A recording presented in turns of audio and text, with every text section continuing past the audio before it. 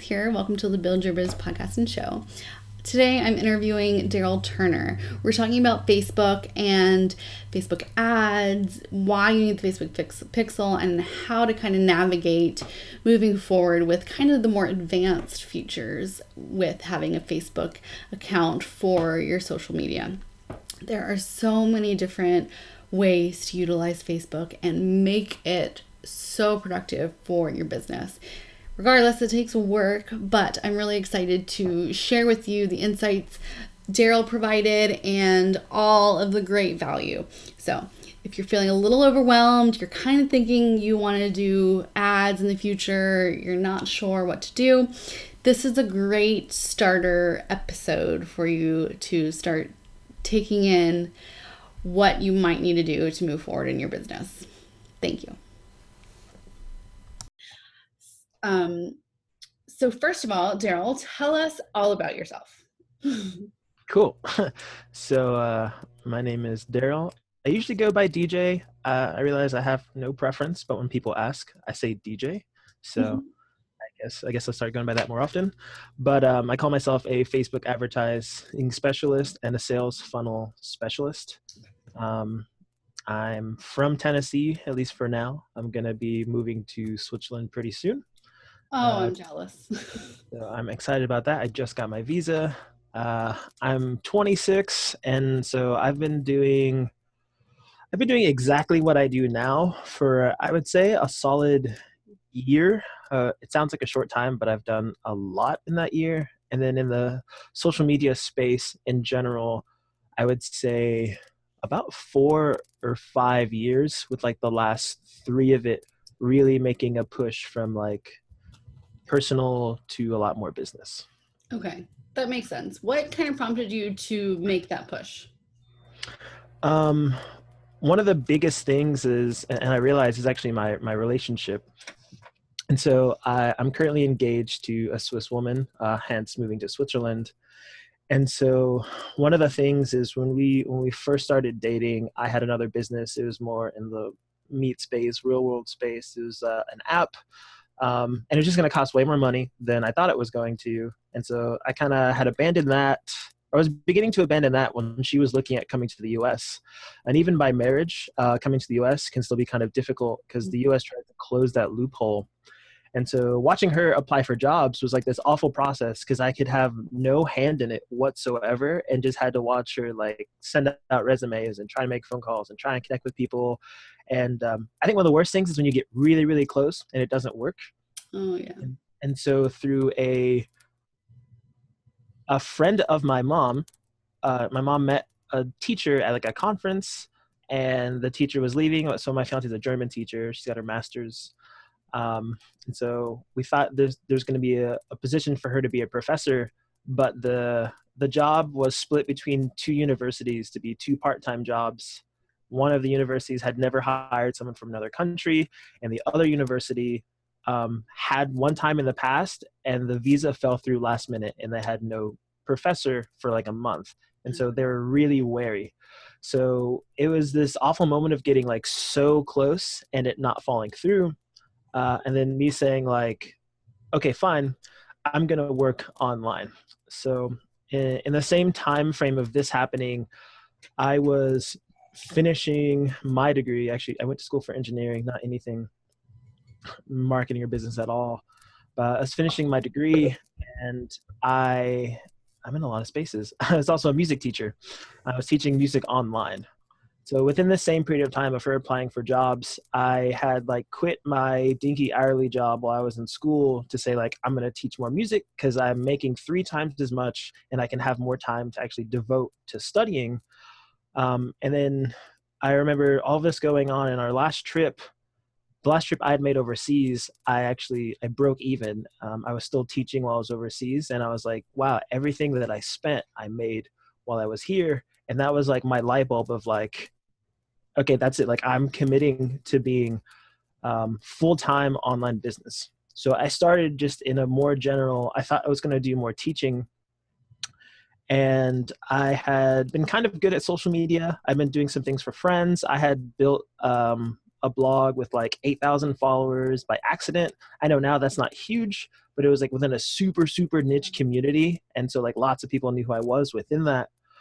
And then it was this, that combined with my business skills with this natural transition over to like, I could just, it was like I was awakened one day, like, oh, I could just actually just do the marketing full time. And so that was like a really natural pivot over to, cool, I'm going to help other businesses who have no idea what's going on with social media. So yeah. I like that. I like that you're niching down and everything. So what made you decide on Facebook? Honestly, I think I got hit with an ad. So anyone who is probably listening to this, there's lots of online things you can do, but the social media marketing agency is one of them that a ton of gurus honestly just started pitching. So I'm pretty sure like I saw an ad for one of those guys. And it's not like my first time coming across these kinds of ads. So when I realized that like 5 or 6 different people were all teaching this, I was like, okay, this is something that is most likely real, not something just to get money. Let me figure out like what's going on. And just a lot of them were teaching that Facebook was the best method of traffic. I still think it depends, but I kind of made the arbitrary choice of like, between what all these people were saying and saying like, okay, I'm going to make Facebook work. And for the most part, not every single time, but it has worked really well for my clients. That's great. That's great to hear. I love Facebook personally. So let's start talking about Facebook. Let's start with maybe what you first see when clients come to you. What are they usually needing? So I kind of see people in a general space. I'll say what I do now more than anything to kind of help lay more foundation is I do a lot of lead generation, a lot of service-based businesses. My biggest two are dental offices and massage therapists. I just kind of found my way into those. But I also do work with some online, so like coaches and consultants and like CE providers, especially within those spaces, also helping them. So a lot of times what I see is that if you're a business owner, you just have a lot of time like actually working on your business, and they're not aware of the speed at which Facebook changes. Mm-hmm. Even within like the past year, there's been at least 4 or 5 major shifts. Yes. So I see a lot of people using outdated advice, and it's not that it's bad. It's just that, in other terms of marketing, a lot of times the advice you got 2 or 3 years ago still works. And with Facebook, sometimes the advice you got 6 months ago doesn't work. So I see a lot of people still, the biggest thing is like, oh, I'm using Facebook, but I can't figure out to work. And so I see they're posting to Facebook and they're saying that's not working. And so I see a lot of, on the content side, a lot of like, I would call incorrect kind of posts. And then on the advertising side, I would say that they don't have a funnel set up. And so they're just they're hitting the boost post button and they're saying it's not working, but they don't really have an intention of why they're using it. They just know it's not producing whatever result it is that they want. That makes a lot of sense. So could you explain more on funnels for anybody who doesn't know that's listening? Yeah, so we're probably going to use the term funnels a lot and throughout this and probably in a lot of different contexts. So I'll try and keep it as clear as possible. So the big picture funnel, we're going to talk about the process of someone going from a complete stranger to buying your product, buying your service, being your customer. So that is our entire funnel. That is almost always the same of awareness. People need to know who you are. Consideration. They're going to do some sort of research, whether they do it themselves or you put it in front of them. And then conversion, where we get that goal. So within that, what's really popular now, funnels are very popular, especially with ClickFunnels, just that specific software. And in this context, we're talking about the online path where you're taking someone in a straight line from, let's say, Facebook to buying your service, usually through a series of specifically designed web pages. Mm-hmm. So that's the most common use of funnels.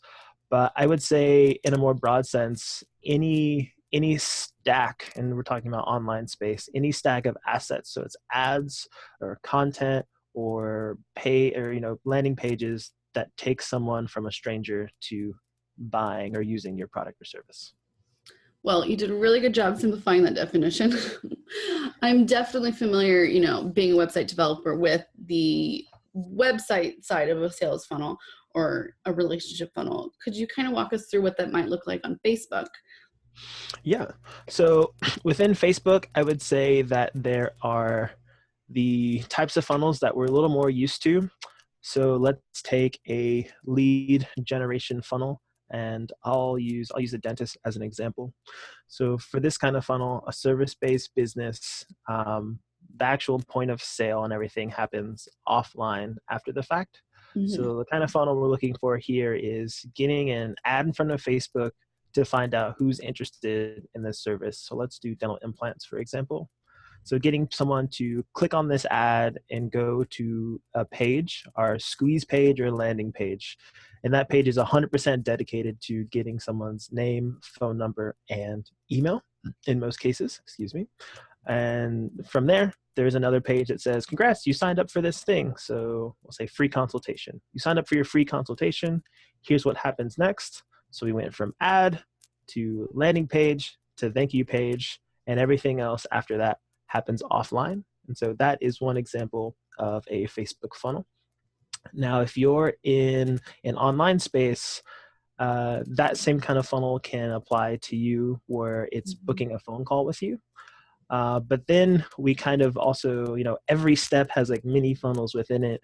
So we can step up and say, we're not trying to make the sale now. We're just trying to get an opportunity to talk to someone. So a lot of people have probably seen or even creating with your audience PDF downloads and checklists and things like that.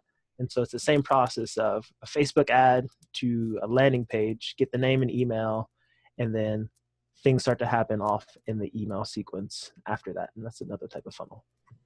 That's awesome. Is there any maybe tips for the more on the, I guess, both on the beginning and the end side of it, the pre and post, for instance, keeping people within your Facebook profile page, group, whatever?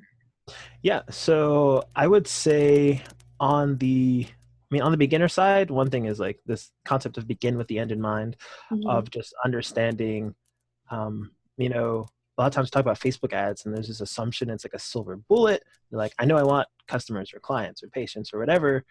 And that's good, but you need to just understand, if you're currently using a sales process, what is that process? And then going back so you can map that out. Just that understanding first and foremost is really important. If you're a coach and consultant and you charge, whatever, a few thousand to work with, just like a single boosted Facebook post to like, hey, work with me, it's probably not going to happen. Think about what's really typical for you. And then I would say, just be aware of, in a general sense, what is the next action you want people to take? So, awareness side, it's just, I want people to know who I am. I want them to watch my video. And the next action I want them to take is to join my group, or I want them to download my PDF. And then, once they're in, what do they do when they're in the group? Or what do they do once they're on your email list? Understanding that. On the more intermediate or even advanced side, I would say it kind of goes back to understanding where everyone's at, but looking at, stacking funnels, and that every single step can have its own funnel. There can be a pure Facebook ads funnel, and then a funnel to get on your email list, and then, email funnels. I hate that everything gets called funnels because it's really confusing. Yes. Really take advantage of all the different steps that there are, and, just testing and tweaking. Make sure you get the best result. So testing and tweaking, what do you recommend, or do you do the testing and tweaking for your clients, first of all? Yes, okay. I pretty much almost only do like done for you services, so I do all testing and tweaking. So what does testing and tweaking kind of look like? So testing and tweaking is going to be one, taking an audit of what is happening within your entire funnel. So let's look at online coaching consultant, because I'm sure you've got a lot of people in the online space, and we're gonna say this is a Facebook funnel that is going. Let's start with a simple one. We're at the bottom part of the funnel. They already know who you are. They've already engaged with you, or you've created a video that's like so awesome. People are learning about you, and so it's like understanding, where am I losing people? Is it people are not clicking on my Facebook ad to go to my page, or people are on my page and they're not signing up for the phone call for me, or people are signing up for the phone call, but I'm not able to close them on anything? Uh, Getting those sort of understandings of what's happening is the very first step. It's really easy to say something's not working. The little harder part is figuring out Why? which step. Mm-hmm. And so once you understand the step, that's the step point. That's data. That's kind of looking at net numbers. They're going to vary a little bit. What percent of people are clicking? What percent of people are signing up? What percent of calls are you closing? Those numbers kind of change a little bit by industry. But once you have those, then we go back to the art side of things a little bit, and we're saying, okay, maybe the text or the copy isn't really talking to the right person. Maybe, and that's within the ad or the page. Mm-hmm. Maybe the colors are off. That's not something it's kind of a joke in the funnel space of like, oh, why is my funnel not working? Oh, just make it blue. Just honestly, sometimes like stuff like that happens, but that's usually the bottom list of things that you want to test. And so what you're really looking to do is, step one, find where's the thing's not working. And then step two, look at making the most macro changes. So like the copy, maybe it's you change the text completely about a different kind of audience.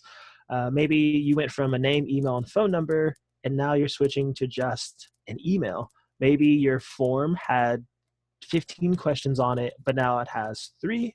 Maybe your sales call, you're going to reword the process you go through to make sure that they're qualified, or how you close that deal. So that's where a lot of the tweaking and optimization comes in. In terms of how to do that, it's you'll start to see the more that you're in it, and the biggest thing is we always try to do the most impactful thing first. Mm-hmm. Because with most funnels, especially with Facebook organic reach down, we're paying to send traffic through there, and we can't really test without having any traffic in there. So you have to keep spending money to actually figure out what is working and what's not. So go for the big things first before you start to test the little tiny things. That makes sense. So let's transition before we get back to ads. Let's transition on maybe explaining how the Facebook pixel might be beneficial to beginners or really anybody. I know how advantageous it is, but let's talk about that a little bit. Yeah. So the Facebook pixel is one of the greatest things that you can have on your website, and it's totally free. The way I like to explain is that if you've ever been on Amazon looking at something and you come back to Facebook and you see ads for all that stuff you're just looking at, that's the pixel at work, and you have that same ability for your website. You'll need to know how to get to it, and honestly, I would say like go to YouTube or go sign up for a course or just go somewhere. It's free. You just need to see how to put it on your website.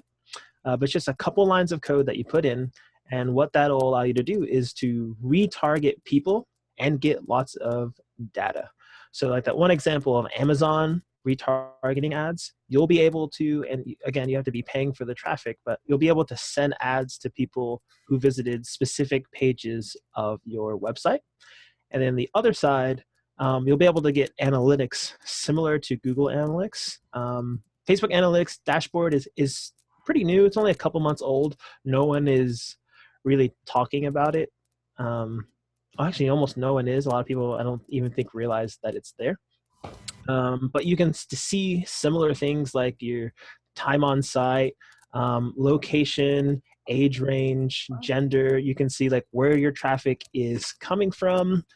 And then the other big part besides analytics is custom audiences. And that's, I think, that combined with retargeting is the real sweet spot. So, you want to always in any business, you don't want to spend any more money than you have to. So when we're looking at custom audiences, this goes back to retargeting. You can send ads to an audience just of people who have visited either your whole website, maybe a specific page, maybe specifically your funnel, um, those sorts of things. You can, even if you have enough traffic, look at, I only want to send ads to the people who spent the most time on my website. Like, there's an option for that. And then the last piece is the lookalike audiences, which is great.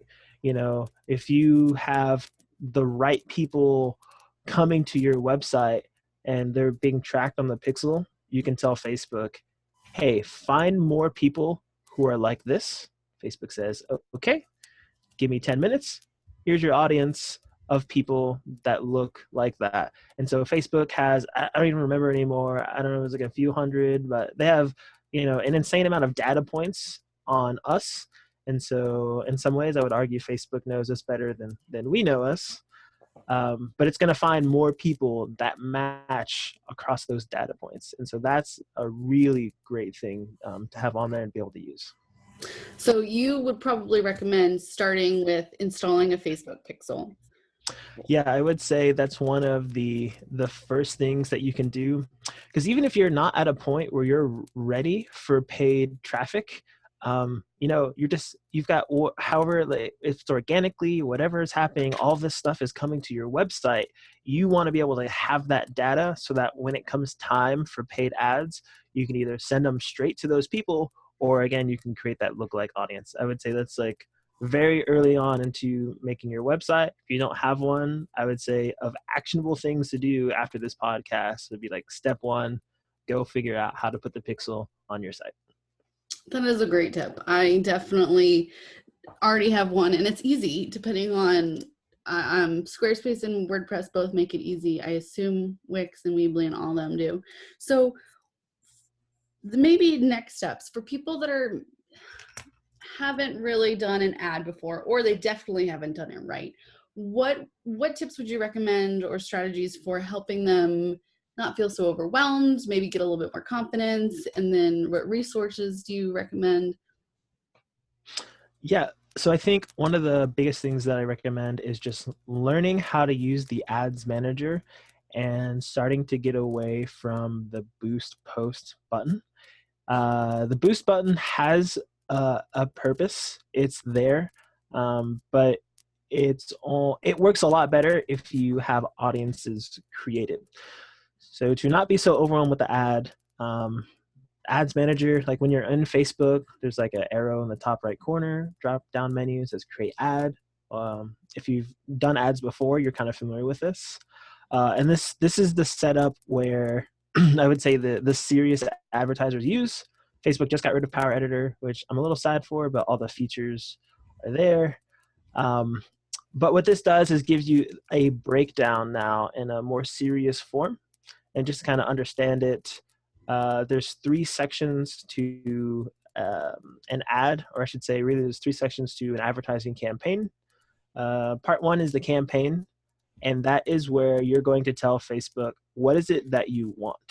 When you're using the boost post, it's kind of this hybrid of engagement, just getting people to click. It's a little bit of engagement, a little bit of reach, trying to show people and trying to get them to click.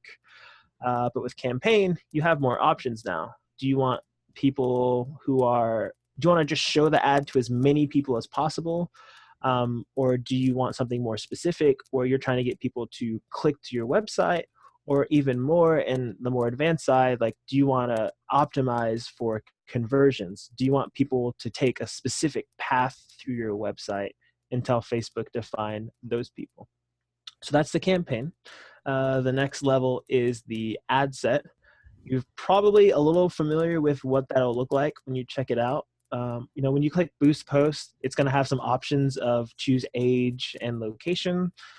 So the ad set level is where you pick those sorts of things. It's going to let you pick, one location or multiple locations, the age, the interests, as well as the placements. Do you only want this on Facebook, or do you also want this on Instagram? And where within those, or do you want just on Messenger, or those sorts of things? And there's more options down at the bottom that are on the more advanced side, which honestly you don't have to mess with whatsoever. And then finally, you get to the ad itself. Excuse me. And so the ad itself is where we have, the creative or the picture you're actually going to use. We have the headline. We've got the link, assuming that you're going to use a link. You don't always have to. And then we have the text where all the copy is going to go. And you can also do this with video instead. And so those three main sections. I think one of the best things you can do is either like head to YouTube, go check out a course, just nothing's going to turn on. Now the new ads manager update recently, nothing's going to like turn on by itself. So I would say go check out some educational resources and then just go play with it a little bit so you can understand just where all the different controls are. Like, where do you need to click if you want to change your budget higher or lower? Where do you want to click if you want to change the website that's in your ad? If you want to change the picture in your ad, go check those out. And that's something that's, I would say it's near impossible to describe without looking at it, unless you've done it before. Like if you've done it for a while, you can describe it to someone and they know exactly what it is. But definitely just like, start with a little YouTube university and just like type ads manager and just see a video of someone doing it. That's a great tip. So I like that you broke down what you would look like. I have a few questions based on, I've been in it before. So just questions that might be pertinent for my audience. So when you're in the Facebook ads manager, and you're starting narrowing it down. So if you really know your ICA and you know your demographic and their interests and behaviors and all this, at what point do you think is a good idea for narrowing down that audience? Because you can have it too broad or too narrow. Have you noticed maybe a sweet spot for people to kind of focus on? So I guess it depends if you're going to be in the online space or if you're going to be in the offline space. That's going to make a huge difference, because offline usually set by, population density is one of the biggest things, and saying, okay, like I would say for a lot of local businesses, I like to stay between 25 and 50,000 a lot of the times. And then when you're going online, it's, are you looking national? Are you looking global? I kind of tend to like to stay, I like to stay between 50 and 100,000 from narrowing down audiences, unless like something so finite and you're plugging it in and then you see that, that audience is less than 10,000. Ultimately, I will say, which can be kind of awful when you're trying to like figure it out, is ultimately everything is going to be a test. So if you're starting out and you're not really sure, and you're in the online space and so if you have like a really finite avatar that you've really nailed down, I would say, plug in exactly that avatar as one audience that you're going to test, and then look at some similar ones. So maybe, if you're doing, your avatar really well, you should know like, what they're eating, what their hobbies are, what TV show, all of these things.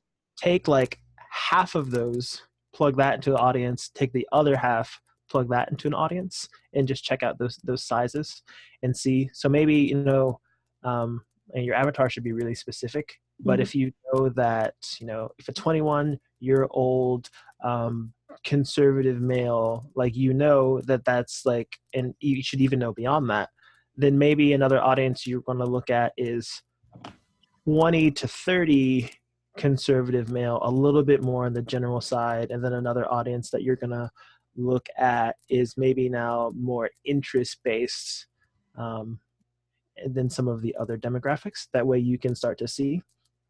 And those budget is going to be the biggest thing to say, like, how much do you want to actually spend to be able to test it out.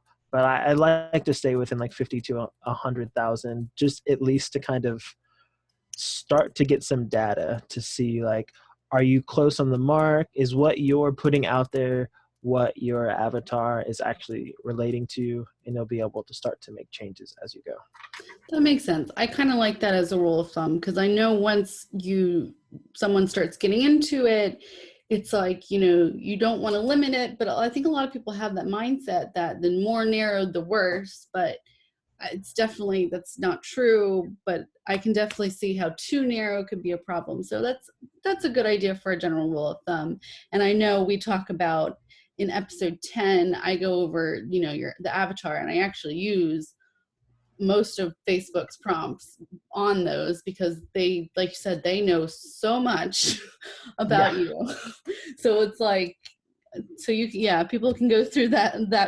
It's a 4-page, the episode, and then it's a 4-page download on just pretty much all the questions Facebook asks for defining that ad set. So testing headlines, pictures, multi-pictures, what do you recommend for, I know everything's different, but for someone who isn't sure where to get started, do you think a video would be better, or multiple pictures, or pictures?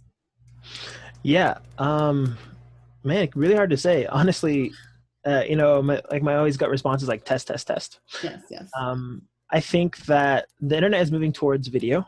I would say that as a general rule, if you have the option to do it in video, try it with video, and also just test it out against still images.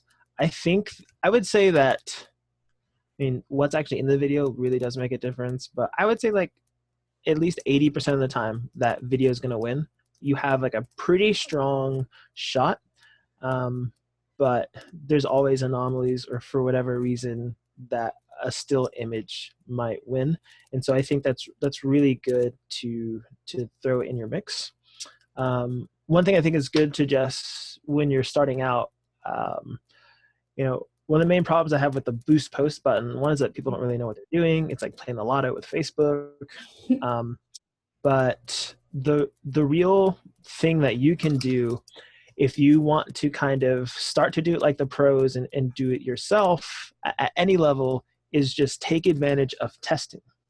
One of the things that, professional marketers, we never want to tell you is that, like, technically speaking, if you look at the numbers, like over 90% of what we do doesn't work. It's a matter of being able to test out, and I would say even probably like 95, 99 if you argue 1% click-through rates, but we're just looking for that small sliver of what actually works, and you want as many at-bats as possible. And so instead of saying like, I'm going to dump my budget into this one ad and see what happens, I recommend going and looking at a few different versions.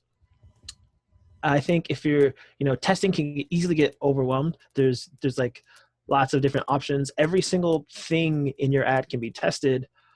So when I'm looking at, like, when I first run an ad, typically I'll do 2 to 4 audiences and 2 to 4 ads. And that's like my simple way of, when you're not wanting to spend a ton of money and you just need to see like macro, are men responding to this better, or are women responding to this better, or is this avatar responding to this better?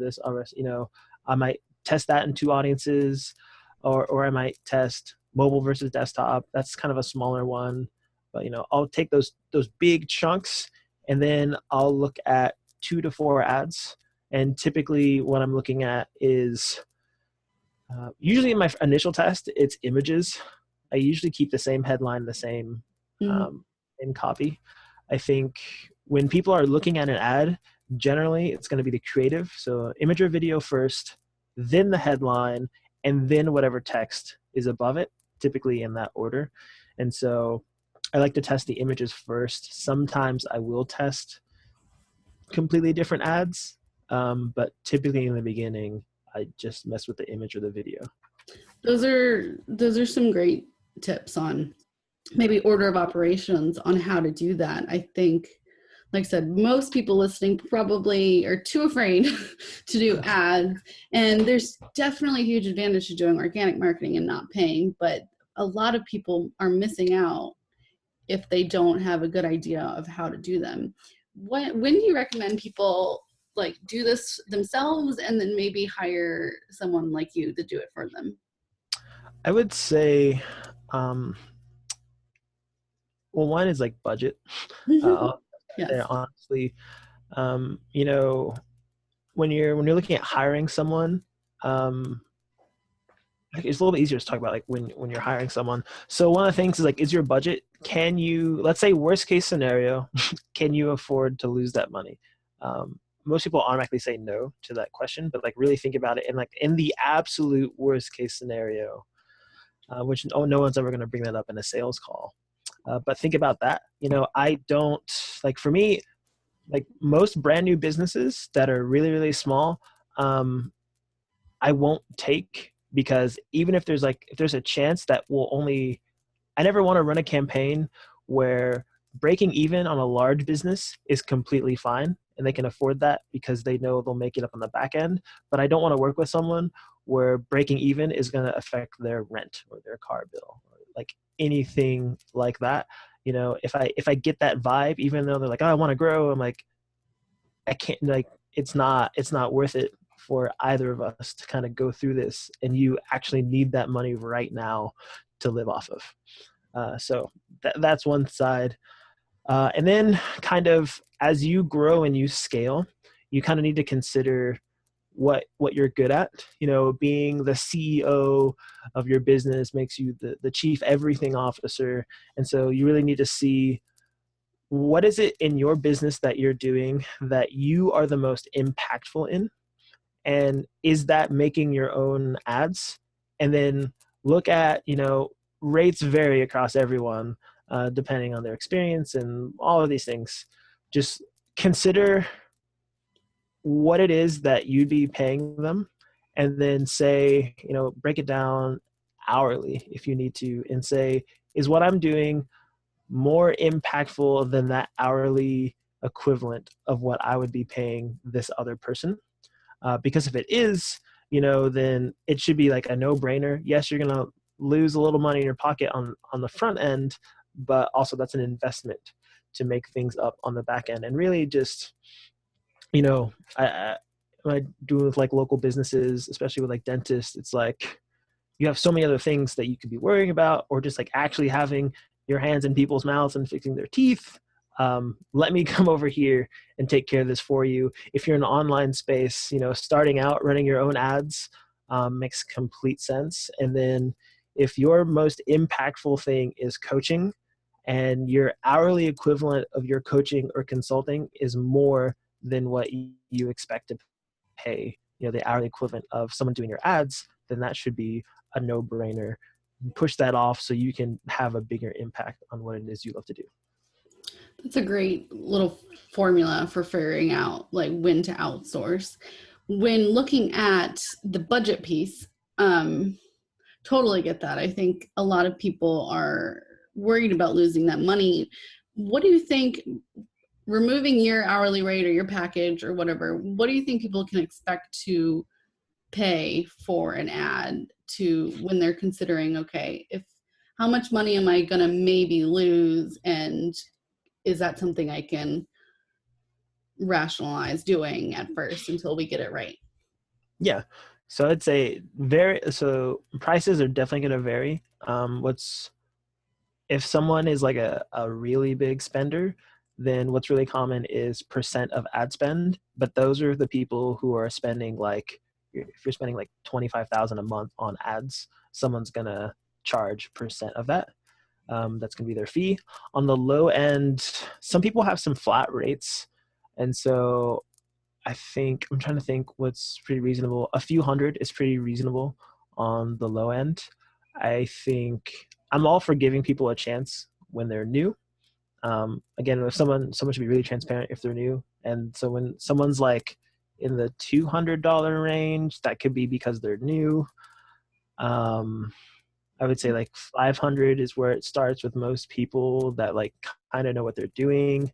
But another thing that to consider is what's really common is value-based pricing. Mm-hmm. And so when you hop on a call with someone who does ads, They may not have a flat rate. They may want to understand more about your business, and they're going to have their own formula of like, okay, a new customer, a new client is worth X amount to you. And they're going to say, okay, I can reasonably bring you this many new clients and you need to spend this much on ads. So my fee is X% of that. So I would say a good like I would say if you're a business owner right now and you're starting to do, I would say easily it's like if you're starting to do 5 figures per month, then it's not uncommon to spend between like the 1 and 5,000 for your ads person.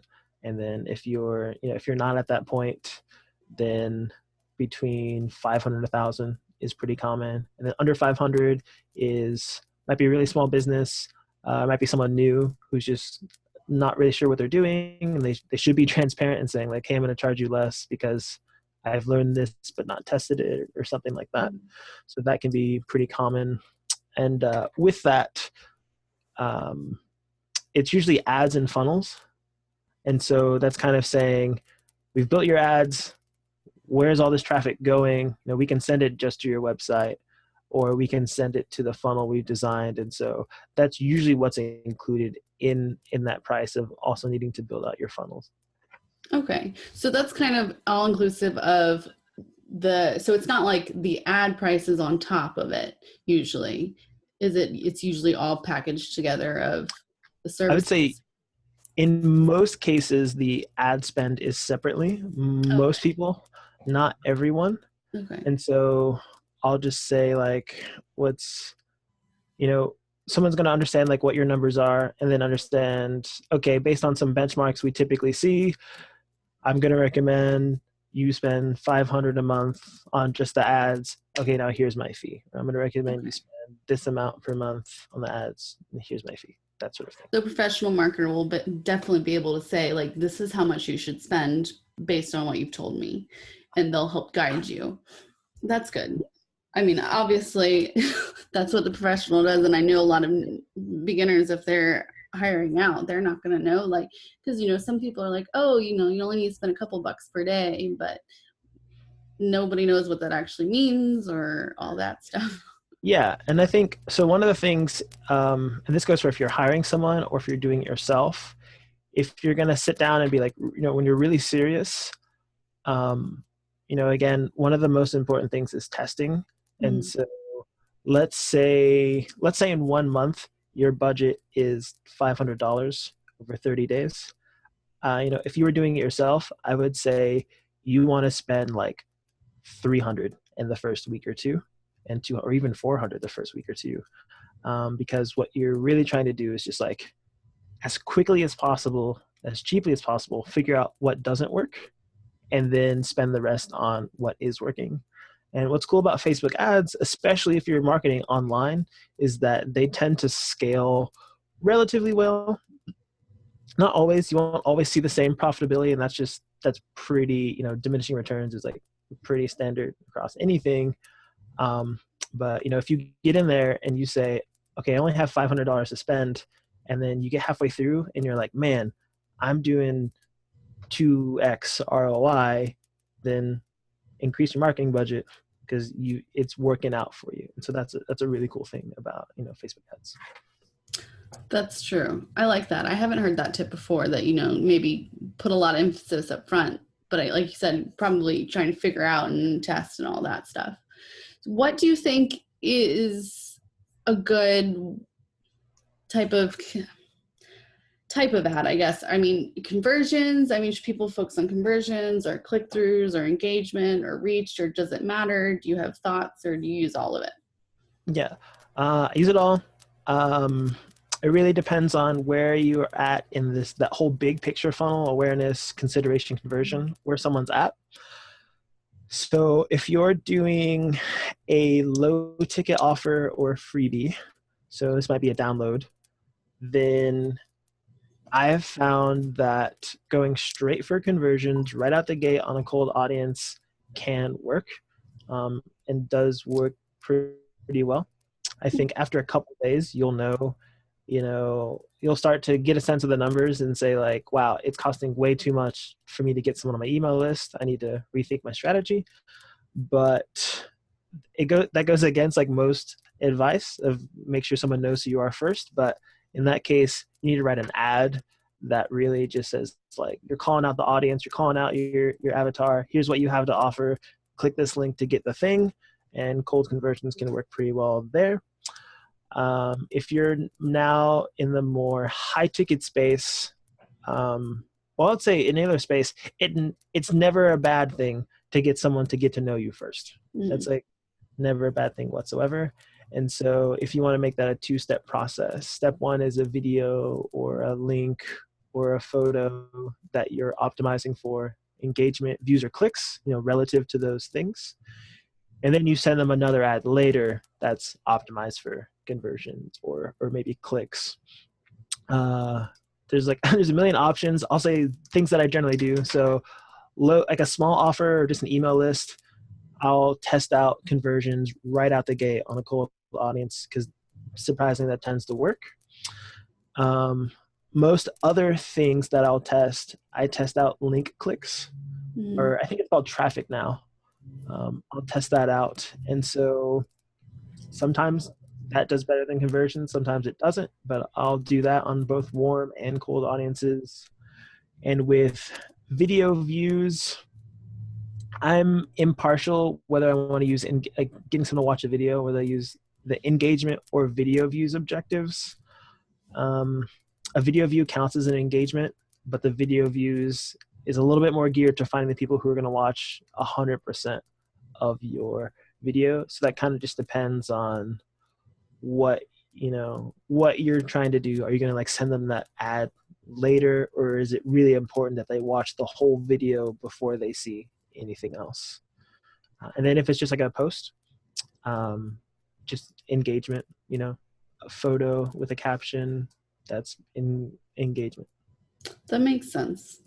How often should someone reevaluate or evaluate? Like both, I know in the beginning, maybe every day, or I'm not sure, but then what about once we get to it's successful?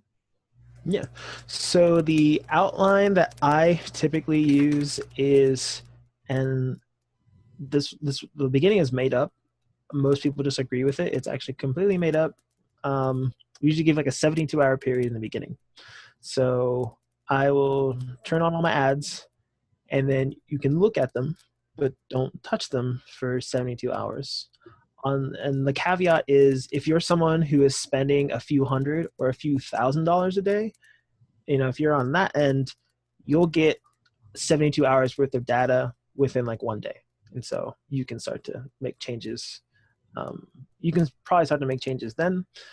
But I usually give it 3 days before I start to make decisions. And sometimes it takes 5 to 7, but 3 days is the point where I say you'll start to see some pretty obvious losers and winners depending on what metrics that you're going for.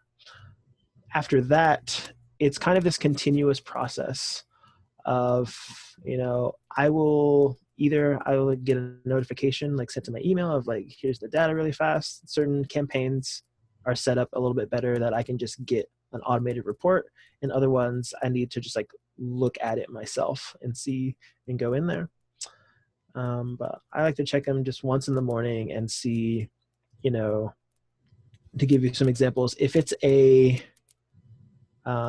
like lead generation is let's say lead generation for a service. So let's say like a consultation for your coaching or your consulting or your service. I would look, is my cost per lead, is the value of that lead more or less than the value of actually closing? And so that means to say, if I'm closing 50% of the people that sign up, which is awesome, is my average out how much you spent, or average out the value of those clients across all the leads, and that's like your value per lead. And so it's like, is my cost per lead higher than my value per lead? If it is, this campaign needs to be tweaked. Something's got to be figured out in here. If it's not, then usually just leave it alone. And when something's like at a price, I like it, I leave it alone, and I will create a whole new campaign to just test something out to see, can I make this better? When something's winning, I still feel like there's a voodoo black boxness of Facebook. Something's working and giving you the numbers you like. Don't touch it. Build a new thing and test it against your existing thing just to see if it's going to do any better or not. And that's a continuous process. Really, if you don't have the budget for it, and you're like making money, then that's going to be okay. If it starts to dip, you definitely know, like, okay, it's time to pull out a new version of my ad and figure out what's going on. That's a great little tip on how often to do it and all that stuff. I like the 72 hours, sort of like maybe just give the ad a chance in case you started, or I don't know. I liked that. And I think we might wrap it up there, because I don't want to overwhelm everybody completely, but you've given some great advice and tips for my audience. I'm really excited because I know a lot of them are definitely interested and want to, but are probably afraid to touch it. So where can people find you if they want more information? Yeah, so I'm building up all my assets right now. So I usually tell people, just shoot me a message on Facebook, my personal page. Mm-hmm. I'm sure my link be in the show notes, but it's Darryl Turner is like my full name. You can follow my page at DJ Turner Social Media Marketer. Check me out there. Yeah, I don't have a huge business personal separation. I'll probably make that change eventually, but you can just reach out to me and be like, hey, I have a question. I heard you. Can you help me with this? And I don't mind to like look at what you've got going on and try and help you out. Perfect. Well, thank you again, Darryl, for being on the podcast episode today.